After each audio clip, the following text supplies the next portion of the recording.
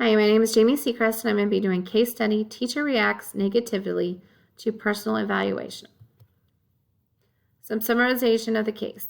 The teacher evaluations are due. The principal is in charge of writing evaluations. The principal writes up the results after visiting the classroom. Mrs. Stevens was the only teacher I observed having some difficulties in her classroom. I, the principal, have met with her several times, and I have noticed she is having difficulties. Mrs. Stevens is intelligent and has an excellent background in her subject matter. Mrs. Stevens has little control of her students in the classroom, and I noticed that the students had little respect for their teacher. Some post-visit conference with Mrs. Stevens. She was irritable and hard to communicate with when giving her suggestions.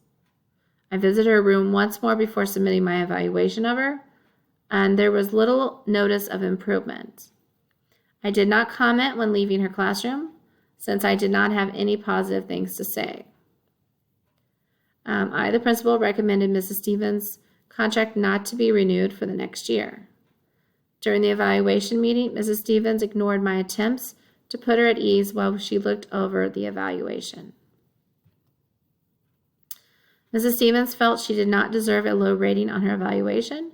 Mrs. Stevens thought maybe she had not done her best when the principal was in the room, but it is much my fault as hers.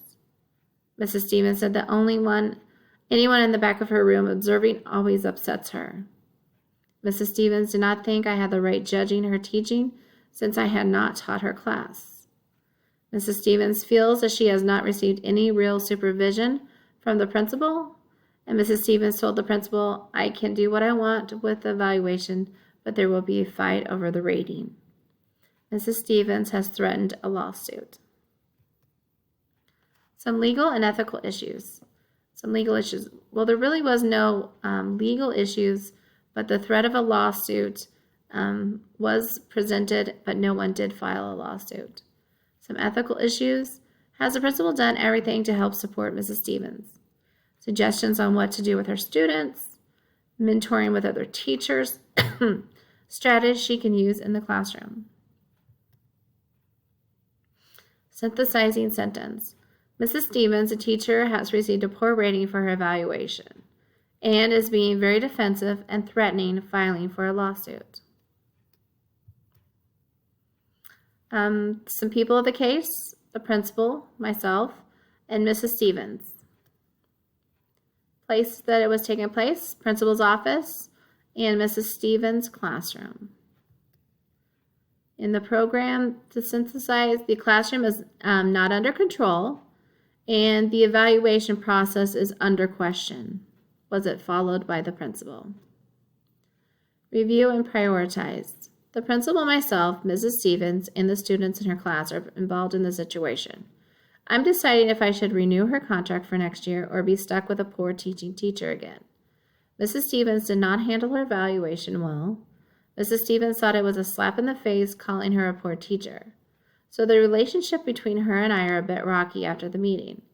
Mrs. Stevens feels that she has not been supported and is threatening a lawsuit if let go unfairly. So, looking at the options. Option 1. Do not make a decision or take any action on the situation. So keep Mrs. Stevens as a teacher for next year. Option 2. Turn her evaluation in. Turn the evaluation to the superintendent and not renew her contract for the following year. Option 3. Keep Mrs. Stevens and make an improvement plan. Create a plan to help Mrs. Stevens get better control of her students and teaching skills. So when breaking them down to pros and cons, option 1, do not make a decision or take any action on the situation. Some pros of this option would be: there would not be a reason for a lawsuit, everyone keeps their job, and no one gets upset. Some cons of this would be we'd be stuck with a poor teacher for a second year, and the students are suffering from not having a good education. Option 2, turn her evaluation in. Some pros of this would be then you would not have to deal with her poor teaching. Some cons, we may have to go to court to defend our letting go policy and would have to hire a new teacher to replace her. Option 3, to keep Mrs. Stevens and make an improvement plan. Some pros of this would be the district does not have to worry about a lawsuit, could save the district money in the long run, and could help Mrs. Stevens become a better teacher and improve school environment. Some cons of this, time and having to find a mentor. Relationship between the principal and Mrs. Stevens may still be strained even after coming up with an improvement plan. So looking at all my options, this is the best option that I found. When evaluating the 3 options, I felt that the third option would be the best. I think that getting with Mrs. Stevens and supplying her with some strategies and a mentor may help in this situation. If Mrs. Stevens is a strong teacher in her subject matter, she may just need some support. I think the principal should try to do everything he can to help Mrs. Stevens succeed as a teacher. It will help with school improvement, and if the other teachers feel the principal is there to help them to exceed as also. Okay, implementing the decision. First, I would make sure that the superintendent is aware of the situation and my plan of action as a principal, always keeping him up to date of what is happening. 2, I would meet with Mrs. Stevens and let her know the plan of action for her and what strategies I would like for her to try and set her up with a mentor. Trying to find a mentor that is suited to help her succeed and would meet the needs of the school's best interest. 3, I would have Mrs. Stevens sign a contract that states the plan of action. So making sure that she agrees with this, what is set up for her and what process we would be going through. 4, I would then set up weekly check-in meetings with Mrs. Stevens and walkthroughs in her class weekly to see if anything needs to be changed or handled at the time. Answer any questions that she may have. 5, I would have Mrs. Stevens write a goal plan and what strategy she is going to use to help her in her classroom. And then at the end of the year, if we do not see any improvements, then she would be let go from her teaching contract. But she would know this beforehand because we would be going through the process through the year. Additional questions. How does one conduct frequent classroom visits, walkthroughs, and observations to provide constructive, meaningful, actionable feedback that supports the development of faculty and staff? I think that if they have a schedule and a rotation to make sure that they are visiting the classrooms often to give the teachers valuable feedback. It is easy to get busy and to forget, but as an administrator, it needs to make it a priority to be visiting the classrooms. What sources and types of data can be used to provide feedback to teachers so that they can improve student learning? Well, looking at student curriculum data and assessments will help in giving data to the teacher. I think that observation of participation and understanding of the students during the lessons will help also. What role do formal and informal assessments play in evaluating the effectiveness of a school's instruction and programs? They both play a role in the effectiveness of the school's instruction.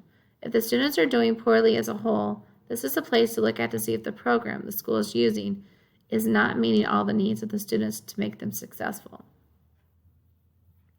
What types of sources of data can be used to monitor and evaluate instructional strategies? Some of the sources could be walkthroughs, student surveys, and instructional teaching observations. What are some sources of teachers' evaluation data and information? Looking at test scores for the class like state assessment or MAPS data, how the teacher handles the students outside the classroom, and how the teacher interacts with peers in the building. What are the responsibilities of the principal for helping a teacher to become more effective? I think as a principal, it's important to make sure that teachers have the resources to become more effective.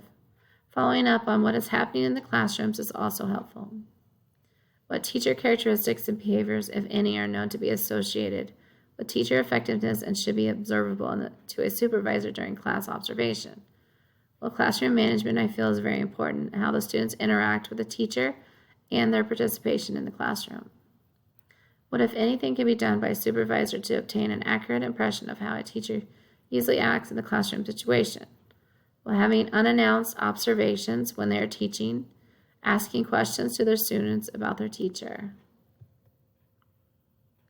What factors seem to be influencing the conclusion drawn by the principal based on his classroom observation of Mrs. Stevens? What other kinds of conclusions can be drawn? Well, when he is in the classroom, he knows that the students are not paying attention or listening to her. The students are doing poorly in the classroom, that Mrs. Stevens does not have the respect of their students or the classroom management.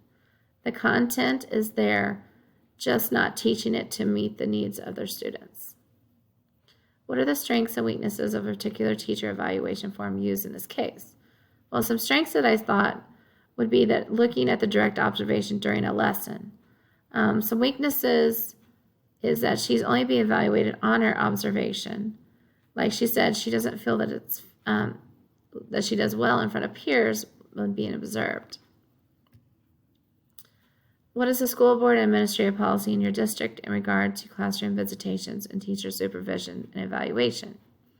We have a rotation evaluations that our administrators do. The walkthrough evaluations are done several times during the month, so we know what the principal is wanting from us.